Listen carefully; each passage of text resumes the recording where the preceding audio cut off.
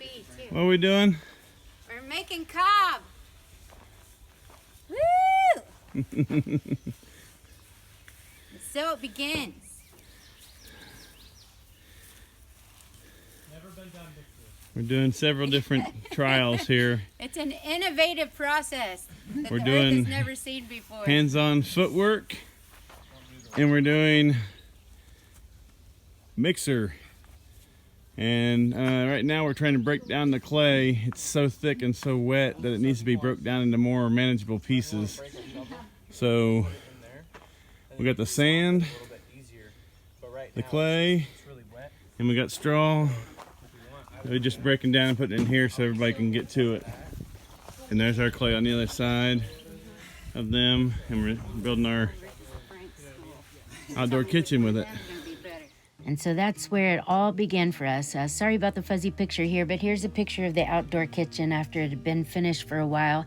You can see the cob oven in the forefront there, and then there's a little grill area and even an area with sinks fed by a rainwater barrel. And then of course our seating area. This was all done with reclaimed wood and barn metal. And we did start out by foot stomping the cob like you saw in the video.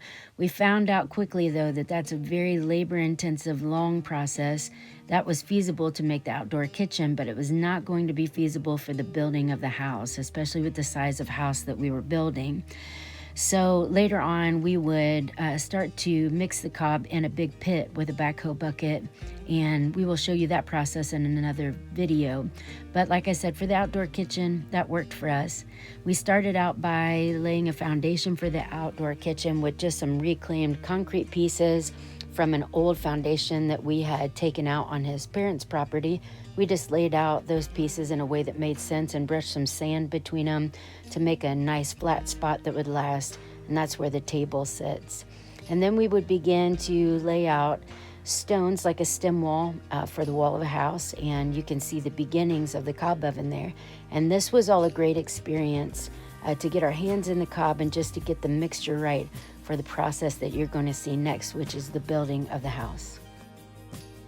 And I'm sorry about my voice, guys. I've got a really bad cold, but here's the exciting part. You can see the cleaned out barn basement here. We're getting ready to build. We had just had a bulldozer come and scoop out all the old manure that was down here in the barn basement.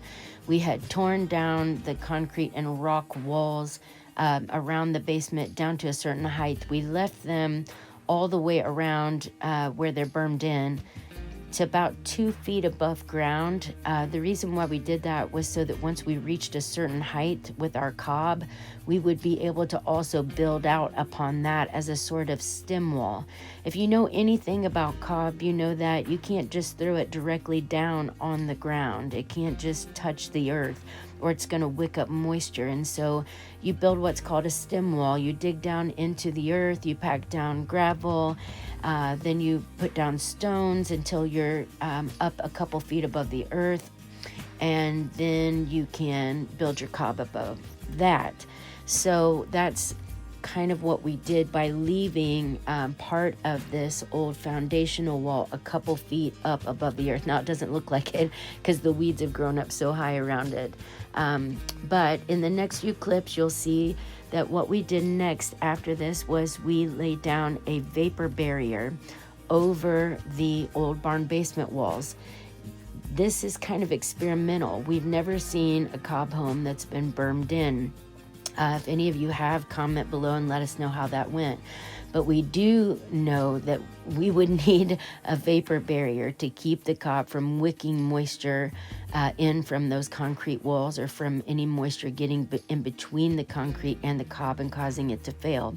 So we put down a vapor barrier, which you'll see here in a moment, and then we laid down a stem wall just inside of the barn basement area up against those walls, and we began to cob from there, from the concrete to the stem wall, and then on up against the vapor barrier.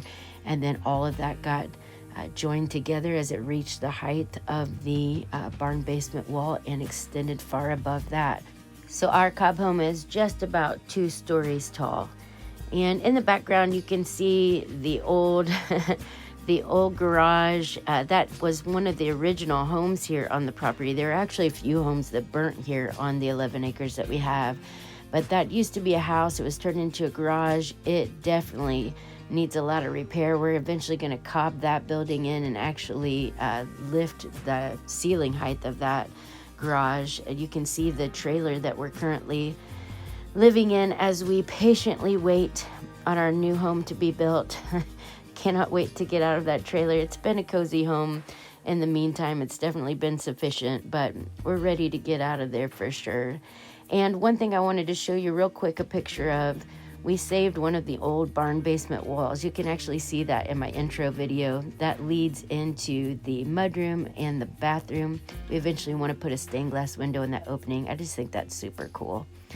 Here you can see just the beginnings, the baby beginnings. I can barely remember these days, but here's how everything started.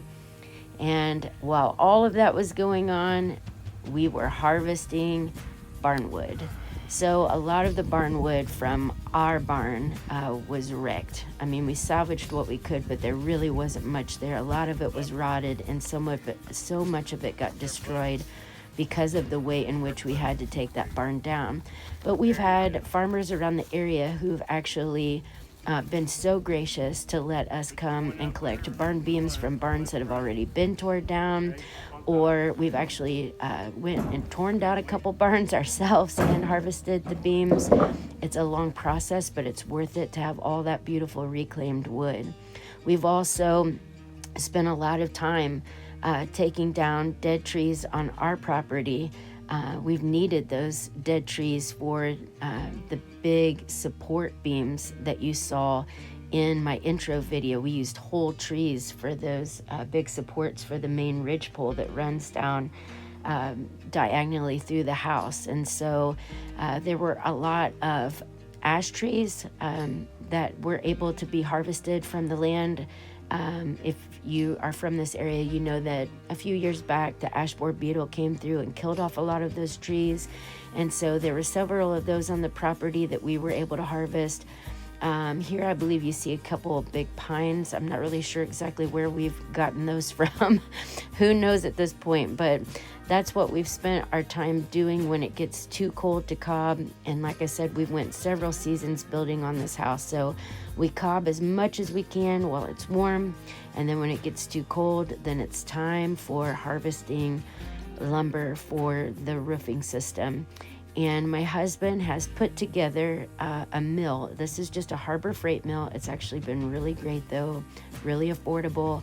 But we've only been able to use this sufficiently because he is able to fabricate and weld. So he was able to extend this mill out to where we can mill over 20 feet with it. We just had to have something that was much bigger than what the original Harbor Freight mill allowed. I think it was only like 12 feet that it would mill. He's done a great job teaching our sons as well how to help.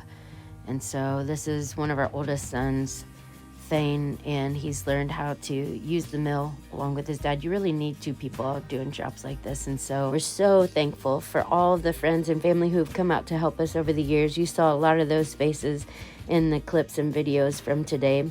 Soon we'll be making a video more about the mill, the milling process, and how we put in the lofts in the house and started to mill the wood for the roofs. Like and subscribe. We got a lot more content to come, and we'd really love to hear from you. See you soon.